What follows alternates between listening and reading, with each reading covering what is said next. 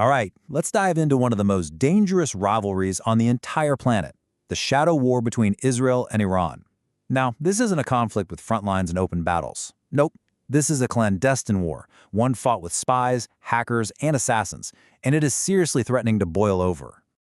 And that brings us to the big, urgent question that's on everyone's mind. Just how close are these two regional powers to an all-out war? The answer? Well, it's incredibly complex. But figuring it out is absolutely crucial, because the fallout could end up affecting every single one of us. And lately, the pressure has just become immense. We've seen a huge surge in attacks that has dragged this long, simmering rivalry out of the shadows and straight into the headlines. And that's raising fears that a much wider, way more destructive conflict could be just around the corner. Okay, so let's break this down. To really get a handle on where we are right now, we have to look at the immediate flashpoint, this escalating cycle of strikes and retaliations that's happening as we speak. What we're witnessing is a really dangerous tit-for-tat spiral. Think of it like a super high-stakes chess match, where every single move is an attack. Israel strikes what it claims are Iranian military assets in places like Syria. And in response, Iran, or one of its allied groups, retaliates, maybe with a drone attack or a big cyber assault. Each move just escalates the risk, pushing the entire region closer and closer to the brink. But here's the thing that might surprise you. It wasn't always this way. Believe it or not, these two were actually once allies. So, to really understand today's headlines, we have to rewind the clock. How on earth did they become such bitter enemies? Well, everything changed back in 1979 with the Iranian Revolution. The new regime in Tehran completely flipped the script, adopting this fiercely anti-Israel stance and just cutting off all previous ties. Over the next couple of decades, Iran started building its influence, funding and arming groups hostile to Israel. This all just simmered until the 2010s, when it totally erupted into the full-blown shadow war of covert operations we see today. And now, that secret war is becoming dangerously public. And this right here is the key takeaway. For decades, this hasn't been a conventional war. There are no clear battlefields. It's been fought indirectly, in the shadows, using a completely different set of rules. The main strategy here is something called a proxy war. It's basically a way for powerful countries to fight without ever firing a shot directly at each other. Instead, they arm, train, and fund local groups to do the fighting for them. It gives them distance, and it gives them deniability. And it is the core tactic in this conflict between Israel and Iran. And this visual really shows Iran's strategy in action.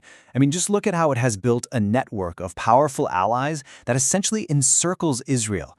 You've got Hezbollah and Lebanon up north, you've got militias in Syria and Iraq to the east, and even aligned forces way down in Yemen to the south. Iran calls this its axis of resistance, and it lets them exert pressure from all sides without ever having to deploy their own army. So, let's just quickly look at the key players on this chessboard. You have Israel, a military powerhouse that's determined to stop Iran's expansion. You have Iran, the ambitious power trying to reshape the region. Then you have these crucial pieces, like Hezbollah, Iran's most powerful proxy, which kind of acts like a queen on the board.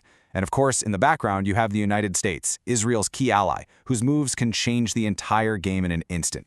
Now, you might be thinking, okay, but this is a regional issue. But it's really not.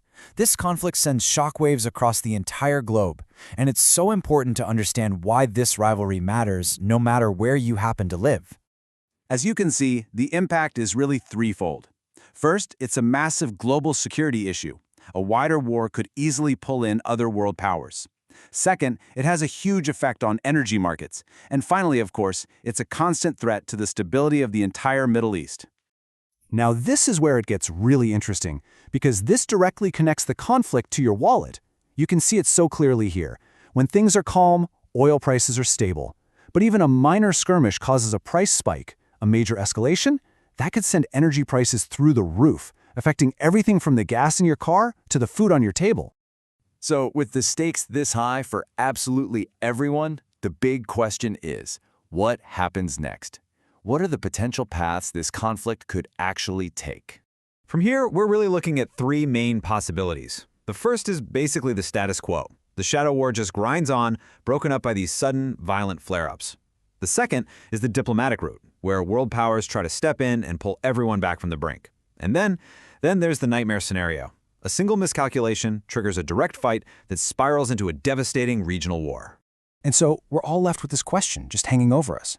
The future of the Middle East is balanced on a knife's edge.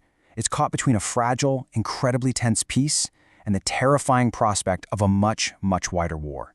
And whichever path is taken, you can be sure the consequences will be felt all around the world.